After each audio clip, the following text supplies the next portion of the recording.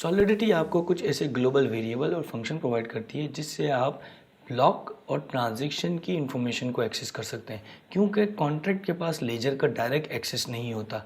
Blockchain में हर चीज़ laser है, हर चीज़ transaction है और ट्रांजैक्शंस के थ्रू रिकॉर्ड होता है। लेकिन कॉन्ट्रैक्ट के पास लेजर का डायरेक्ट एक्सेस नहीं है क्योंकि वो माइनर के पास है। तो कॉन्ट्रैक्ट जब एग्जीक्यूट होता है तो उसे करंट ब्लॉक और करंट ट्रांजैक्शन की इंफॉर्मेशन किसी हद तक एक्सेसिबल है थ्रू सॉलिडिटी ग्लोबल फंक्शंस। तो आप हर चीज़ एक्सेस नहीं कर सकते, लेकिन करंट ट्रांजैक्शन और करंट ब्लॉक की इंफॉर्मेशन को आप एक्सेस कर सकते हैं। उसके लिए सॉलिडिटी ने कुछ वेरिएबल्स और फंक्शंस दिए हैं जो कि आप कॉन्ट्रैक्ट में अपने फंक्शन में कॉल करके उन इंफॉर्मेशन को एक्सेस कर सकते हैं। ये कोई 15-14 प्रॉपर्टीज़ हैं, फंक्शंस हैं जिसको आप एक्सेस करके करंट ब्लॉक और ट्रांजैक्शन की चीज़ों को एक्सेस कर सकते हैं। उनकी लिस्ट कुछ इस तरह है। सबसे पहले आप देखें, आपके पास है block dot Coinbase. Block dot Coinbase क्या है? बेसिकली ये आपको रिटर्न करता है आपके माइनर का एड्रेस, यानी कि ये कॉन्ट्रैक्ट जिस माइनर ने एग्जीक्यूट किया है उस माइनर का इथेरियम एड्रेस क्या है। जैसा कि आपको पता है कि ब्लॉकचेन में हर चीज़ माइन होती है, चाहे बिटकॉइन हो या इथेरियम हो। तो एक ब्लॉक बनता है, ब्लॉक में ट्रांजैक्शन रखी जाती हैं, उन ट्रांजैक्शन को माइन किया जाता है। तो वो तमाम सिस्टम्स पे जो जो माइनर्स मौजूद हैं उनकी मशीनों पे चल रहा होता है। तो माइनर को रिवॉर्ड कैसे मिलता है? माइनर को रिवॉर्ड ऐसे मिलता है कि वो जब ब्लॉक बन रहा होता है तो उसमें उसका अपना एड्रेस भी मौजूद होता है, उसे कॉइन बेस एड्रेस कहते हैं, यानी कि माइनर का एड्रेस। तो वो आपको कॉन्ट्रैक्ट के अंदर अगर एक्सेस करना है कि इस कॉन्ट्रैक्ट का माइनर कौन है, फॉर एग्जांपल आपने उसकी बेस पे कोई चेक लगाना है, कोई एग्जीक्यूशन करनी है, कुछ हो सकता है आपको माइनर्स को फंड ट्रांसफ़र करने हो इस एग्जीक्यूशन की बेस पे, तो आप ये कर सकते हैं कि कॉन्ट्रैक्ट का माइनर का एक्सेस ले लें। तो वो आप block dot coin base call करेंगे तो आपको माइनर का एड्रेस मिल जाएगा। दूसरा, block difficulty level. Difficulty level क्या है कि आप जब भी माइनिंग होती है तो माइनिंग में, जैसे कि हम पहले डिटेल में देख चुके हैं कि माइनिंग के वक्त आपको एक पज़ल सॉल्व करना होता है प्रूफ ऑफ वर्क के लिए। प्रूफ ऑफ वर्क के लिए एक पज़ल सॉल्व होता है, उसमें डिफ़िकल्टी लेवल होता है कि कितना मुश्किल होगा, कितनी देर लगेगी एक ऐसा हैश आइडेंटिफाई करने में जो कि आपके यूनिक हो और एक एक रेस के बेस पे जनरेट हुआ हो, एक डिफ़िकल्टी लेवल ढूंढ के मल्टीपल हैशेस जनरेट करके एक हैश पे पहुँचे। तो वो डिफ़िकल्टी लेवल की बेसिस पे डिसाइड होता है। तो वो डिफ़िकल्टी लेवल आप एक्सेस कर सकते हैं अपने कॉन्ट्रैक्ट के अंदर। तीसरा, गैस लिमिट। गैस लिमिट क्या है कि आपके जो करंट ब्लॉक है, करंट ब्लॉक में आपके पास कितनी गैस अलाउड है, कितनी गैस इस ट्रांजैक्शन को दी गई है। ये ब्लॉक जब बनता है तो आपके जो ब्लॉक की एक लिमिट होती है कि इस ब्लॉक में जितनी भी ट्रांजैक्शंस, जितनी भी वैल्यूज़, जो कुछ भी एग्जीक्यूशन, इथेरियम ट्रांसफ़र हो, कॉन्ट्रैक्ट डिप्लॉयमेंट हो या कॉन्ट्रैक्ट के फंक्शन कॉलिंग हो, ये सब मिलाकर एक फंक्शन में कुछ ट्रांजैक्शंस रखी जाती हैं। उन ट्रांजैक्शन की सबकी गैस कॉस्ट होती है। तो जब भी इथेरियम का ब्लॉक बनता है तो उसमें चेक किया जाता है कि इस लिमिट के अंदर ये जो ट्रांजैक्शंस एग्जीक्यूट होंगी उनकी गैस इस लिमिट के अंदर होनी चाहिए। उससे ज़्यादा अगर होती है तो वो ब्लॉक में इंक्लूड नहीं की जाती। उस लिमिट तक आप ट्रांजैक्शंस को गैस में ब्लॉक में इंक्लूड करते हैं कि उस गैस लिमिट के अंदर आ जाए, उससे ज़्यादा ब्लॉक में चीज़ें इंक्लूड नहीं की जाती हैं। चौथा आपका फंक्शन है, प्रॉपर्टी है ब्लॉक डॉट नंबर।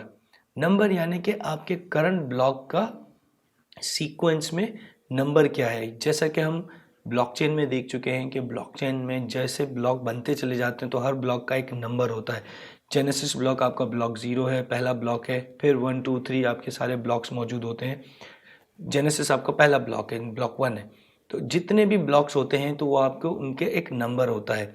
तो इसी तरीके से जब आप अपने ब्लॉक को बनाते हैं तो उस ब्लॉक का नंबर होता है। तो आपका जो कॉन्ट्रैक्ट जिस ब्लॉक में मौजूद होगा उस ब्लॉक का ब्लॉक नंबर आपको रिटर्न कर सकता है कि करंट ब्लॉक नंबर क्या है, किस ब्लॉक में आपका कॉन्ट्रैक्ट एग्जीक्यूट हो रहा है, उसको आप एक्सेस कर सकते हैं।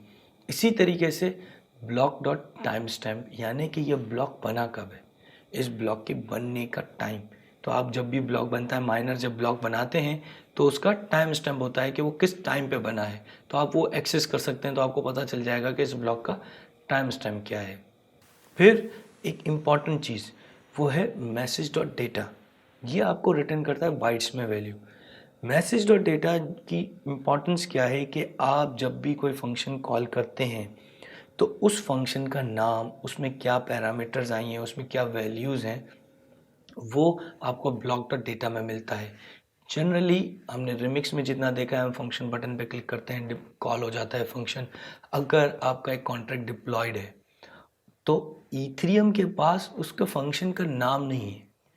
जो डिप्लॉयमेंट हुई हुई है ईवीएम पे, जो वैल्यूज़ आपके डिप्लॉयड हैं, जो आपका कॉन्ट्रैक्ट डिप्लॉयड है, ईवीएम उसको फंक्शन की हैश वैल्यूज से पहचानता है, उसके नाम से पहचानता है। तो आपको जब उसे कॉल भी करना होता है तो उस फंक्शन के नाम का हैश कोड जनरेट होता है, बाइट्स में कन्वर्ट होता है और वो एक्चुअल कॉल होता है। ये डिटेल हम आगे चल के देखेंगे एड्रेस में, जब हम कॉल कोड वगैरह के फंक्शंस देखेंगे। तो आपका फंक्शन उसके बाइट्स में, उसका नाम, उसका पैरामीटर सारे बाइट्स वैल्यूज़ में आ रहे होते हैं, वो आपको मैसेज डॉट डेटा में मिल जाता है। तो आप फंक्शन का नाम, उसमें क्या पैरामीटर्स आए हैं, उनकी क्या वैल्यूज़ आई हैं, वो सब आप एक्सेस कर सकते हैं मैसेज डॉट डेटा के थ्रू। इसके बाद आपके पास एक और प्रॉपर्टी जो कि पहले थी, मैसेज डॉट गैस। ये आपको रिटर्न करती थी कि इस ट्रांजैक्शन की एग्जीक्यूशन के बाद कितनी गैस बच गई। जैसा कि हमें पता है कि आप जब भी कोई फंक्शन कॉल करते हैं तो एक ट्रांजैक्शन बनती है और उसकी कॉल के लिए गैस प्रोवाइड की जाती है जो कि एक्सटर्नली ओन्ड अकाउंट से आती है। तो जो एक्सटर्नली ओन्ड अकाउंट जो गैस लिमिट, जो गैस देता है, वो गैस आती है और वो ट्रांजैक्शन एग्जीक्यूट होती है। अब ट्रांजैक्शन एग्जीक्यूट होने में सारी गैस अगर कंज्यूम नहीं होगी तो कितनी गैस बच गई है वो आप चेक कर सकते हैं। पहले मैसेज डॉट गैस की प्रॉपर्टी थी, अब उसकी जगह गैस लेफ्ट का एक फंक्शन इंट्रोड्यूस किया गया है सॉलिडिटी 5 के बाद से। सॉलिडिटी 5 में अब आपके पास गैस लेफ्ट का फंक्शन है। जब आप उसको कॉल करेंगे तो वो आपको वेई में वैल्यू रिटर्न करेगा कि कितनी गैस अमाउंट, गैस यूनिट आपके पास मौजूद है। इसके अलावा आपके पास मैसेज डॉट सेंडर है जो कि आपको रिटर्न करता है कि आपके पास जिस फंक्शन, जिस यूज़र ने, जिस एड्रेस ने इस फंक्शन को कॉल किया है उसका एड्रेस क्या है। Message dot sender address return करता है जिसने इस फंक्शन को कॉल किया हो। फिर आपके पास है मैसेज डॉट सिग्नेचर, SIG। ये 4 बाइट्स रिटर्न करता है आपका। जैसा कि हम मैसेज डॉट डेटा में देख चुके हैं, आपके फंक्शन का पूरा इन्फॉर्मेशन, पूरी की पूरी इन्फॉर्मेशन बाइट्स में मौजूद होती है। फंक्शन का नाम, उसके क्या पैरामीटर्स है, उसमें क्या वैल्यू पास किया गया। लेकिन अगर आप सिर्फ फंक्शन का नाम एक्सेस करना चाहते हैं तो आप मैसेज डॉट सिग कॉल करेंगे, SIG, तो वो 4 बाइट्स में फंक्शन का सिग्नेचर रिटर्न करेगा, यानी कि फंक्शन का नाम वो बाइट्स में रिटर्न होगा। आप उसे कन्वर्ट कर सकते हैं वैल्यू में ताकि आप देख सकें फंक्शन का नाम क्या है, लेकिन वो आपको रिटर्न करता है बाइट्स में फंक्शन का सिग्नेचर। इसके बाद आपके पास एक और प्रॉपर्टी है मैसेज डॉट वैल्यू। जैसा कि हम पेबल फंक्शन में देख चुके हैं कि अगर आप कोई ईथर ट्रांसफ़र करना चाहते हैं अपने किसी फंक्शन को, जब आप फंक्शन कॉल करें तो साथ में ईथीरियम भेजें, तो वो भेजने के लिए पहली बात फंक्शन का पेबल होना ज़रूरी है। उसके बाद फंक्शन में आप मैसेज डॉट वैल्यू कॉल करेंगे तो उसमें आपको पता चल जाएगा कि इस फंक्शन को कितने ईथीरियम भेजे गए हैं।